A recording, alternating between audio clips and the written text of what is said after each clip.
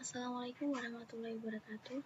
Perkenalkan, nama saya Miranda Prameswara Isanto dengan NIM 0902062333. Di sini saya akan membahas mengenai keamanan informasi. Sebelum itu, apa sih pengertian keamanan informasi itu? Keamanan informasi adalah serangkaian upaya yang dilakukan untuk melindungi informasi dari akses, penggunaan, pengungkapan, gangguan, modifikasi, atau penghancuran yang tidak sah. Informasi menjadi salah satu hal yang sangat terpenting di era digital saat ini, baik bagi individu, organisasi, maupun pemerintah. Oleh karena itu, keamanan informasi bertujuan untuk memastikan bahwa informasi yang kita miliki ini tetap aman dan hanya dapat diakses oleh pihak-pihak yang berwenang.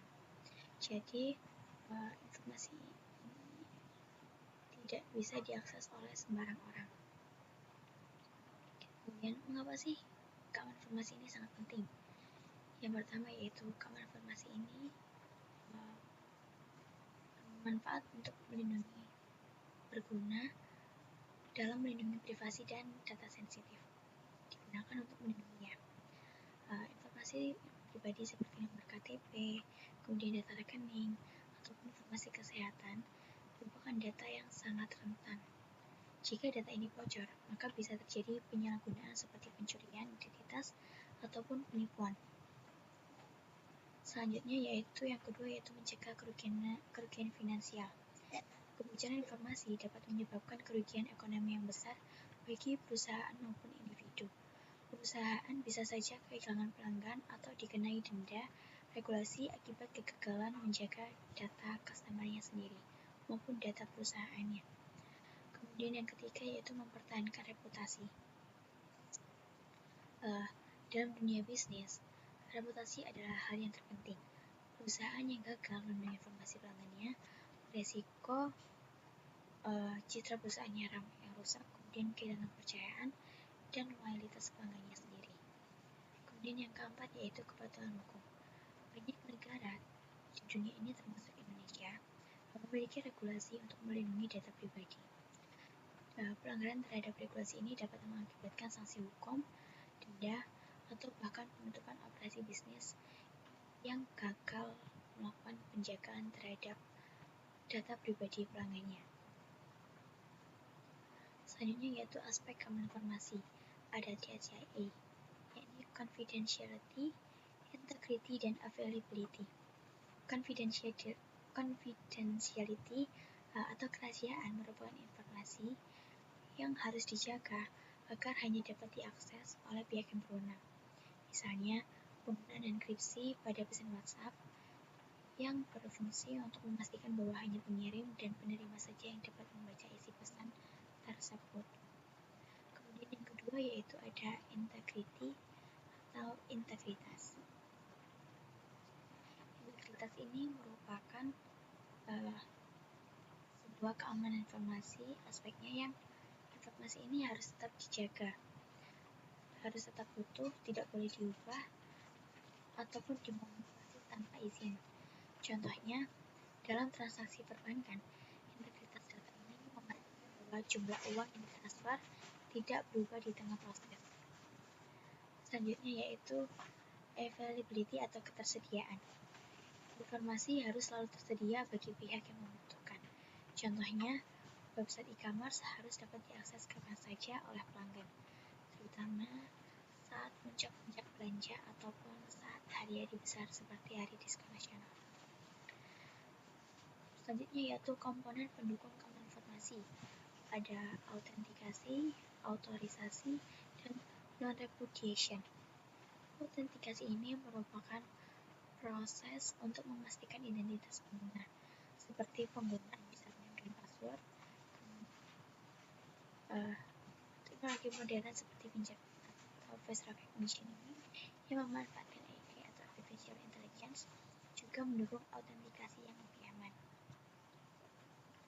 Selanjutnya yaitu yang kedua ada autorisasi yang merupakan proses untuk menentukan hak akses pengguna. Contohnya, hak akses pengguna admin dengan pengguna biasa sangatlah berbeda. admin memiliki hak akses yang lebih luas dibandingkan pengguna biasa di sebuah sistem perusahaan. Kemudian yang ketiga yaitu ada non-repudiation. Non-repudiation ini merupakan jaminan bahwa seseorang tidak dapat menyangkal telah melakukan tindakan tertentu karena sudah tercatat bukti-buktinya. Contohnya tanda tangan digital. Tanda tangan digital ini memastikan bahwa dokumen yang ditandatangani memiliki bukti keabsahan. Jadi dokumen tersebut sah. Kemudian selanjutnya yaitu ada ancaman keamanan informasi. Yang pertama ada phishing. Phishing ini merupakan teknik manipulasi sosial untuk mendapatkan informasi sensitif seperti kata sandi atau data kartu kredit melalui email atau situs palsu. Kemudian ransomware ini merupakan ancaman keamanan informasi yang memblokir akses data hingga tebusan dibayar.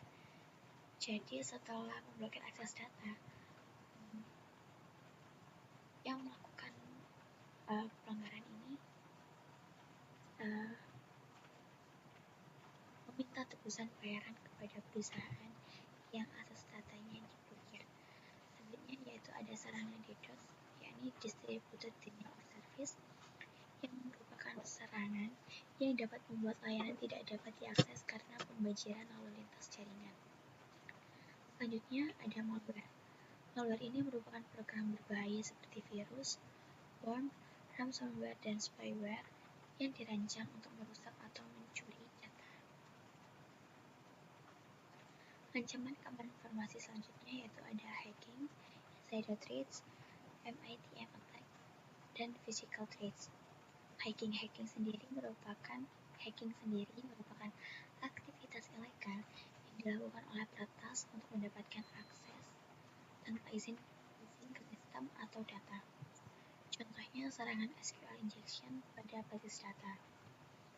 Selanjutnya yaitu ada insider threats yang merupakan ancaman dari dalam organisasi, baik disengaja mungkin karyawannya merasa tidak puas maupun tidak sengaja yang murni dari kesalahan manusia atau human error. Kemudian selanjutnya yaitu ada MITM attack, yakni penyerang mencegat komunikasi antara dua pihak untuk mencuri informasi atau memodifikasi data yang ditransmisikan. Selanjutnya yang ke-8 yaitu ada physical threats. Physical threats ini merupakan ancaman seperti pencurian perangkat, bencana alam, atau kerusakan fisik pada infrastruktur IT yang digunakan. Kemudian faktor penyebab terjadinya pelanggaran keamanan informasi. Yang pertama, ada 4 faktor di sini, ada faktor teknologi, faktor manusia, dan faktor proses serta faktor eksternal. Faktor teknologi ini dapat disebabkan oleh kerentanan sistem dan konfigurasi yang buruk.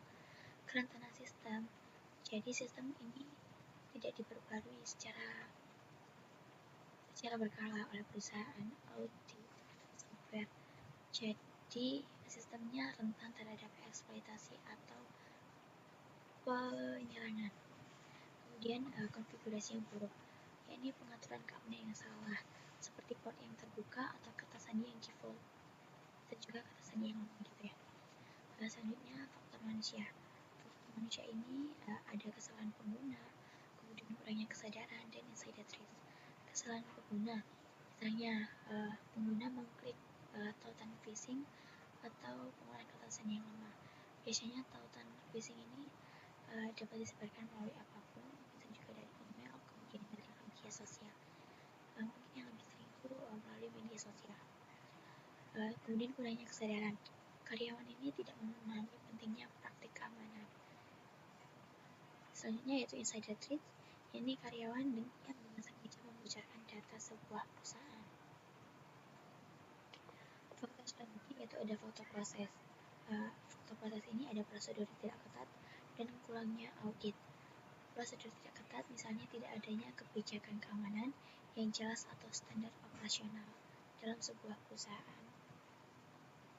Mengimplementasikan keamanan informasi tersebut untuk menjaga data pelanggannya. Kemudian kurangnya audit. sistem yang digunakan oleh perusahaan ini tidak diawasi secara rutin oleh audit untuk mendeteksi anomali, sehingga sistemnya rentan untuk dieksploitasi. Mungkin faktor eksternal, terdapat serangan siber dan bencana alam. Serangan siber ini contohnya serangan dari faktor eksternal seperti peretas atau organisasi kriminal. Sedangkan bencana alam ini contohnya rusak atau terjadi suatu hal di luar kendali seperti gempa bumi, banjir, atau kebakaran yang merusak infrastruktur IT yang digunakan oleh perusahaan. Nah, dampak dari pelanggaran keamanan informasi itu sendiri ada dari sebuah perusahaan itu mengalami kerugian finansial. Kerugian finansial ini juga terjadi di individu. Kemudian di perusahaan juga mengalami kerugian reputasinya buruk, citra perusahaan buruk, sehingga customer-nya pun tidak percaya lagi, dan perusahaan pun kehilangan kepercayaan customer, berkurangnya customer juga bisa. Selanjutnya yaitu regulasi keamanan informasi. Ada 5, yaitu Undang-Undang Perlindungan Data atau GDPR. Jadi GDPR ini merupakan General Data Protection Regulation yang berlaku di Uni Eropa, yang mengatur perlindungan data pribadi untuk memberikan kontrol kepada individu atas data mereka. Yang kedua yaitu ada Undang-Undang ITE. Ini berlaku di Indonesia, yakni Undang-Undang Nomor 11 Tahun 2008 tentang Informasi dan Transaksi Elektronik, yang diperbarui melalui Undang-Undang Nomor 19 Tahun 2016 yang mengatur pelanggaran siber seperti hacking dan pencemaran nama baik secara digital. Yang ketiga yaitu Health Insurance Portability and Accountability Act atau HIPAA, yang merupakan regulasi di Amerika Serikat untuk melindungi data kesehatan individu. Yang keempat yaitu ada PCI DSS, yang merupakan standar keamanan untuk industri pembayaran kartu yang mengatur perlindungan data pemegang kartu kredit. Yang kelima yaitu ada ISO 27701 yang merupakan standar internasional untuk pengelolaan privasi informasi sebagai perpanjangan dari ISO 27001. Selanjutnya standar keamanan informasi. Ada ISO 27001 yang merupakan standar internasional untuk mengelola keamanan informasi melalui Information Security Management System, yakni mengidentifikasi risiko keamanan dan menerapkan kontrol untuk mitigasi keamanan informasi. Selanjutnya yaitu ada Cyber Security Framework, yang merupakan kerangka kerja yang dikembangkan oleh National Institute of Standards and Technology untuk mengelola risiko siber. Selanjutnya yaitu ada COVID, yang merupakan kerangka kerja tata kelola TI yang mencakup aspek keamanan informasi. Standar keamanan informasi selanjutnya yaitu ada Open Web Application Security Project, yang menyediakan panduan untuk pengembangan aplikasi web yang aman, seperti daftar OWASP tahun top 10 ancaman keamanan aplikasi web. Selanjutnya yaitu ada ITIL, yang merupakan kepanjangan dari singkatan dari Information Technology Infrastructure Library, yang merupakan fokus pada pengelolaan layanan TI termasuk keamanan informasi. Selanjutnya yaitu upaya keamanan informasi. Upaya keamanan informasi ini dapat dilakukan melalui 3 cara, yaitu secara teknis, kemudian secara prosedural, dan secara fisik. Secara teknis ini ada pembaruan rutin, enkripsi data, firewall dan IDS atau IPS, manajemen akses, serta perancangan data. Pembaruan rutin ini memastikan perangkat lunak dan sistem operasi selalu diperbarui. Sedangkan yang kedua yaitu enkripsi data, menggunakan enkripsi untuk melindungi data saat disimpan atau ditransmisikan.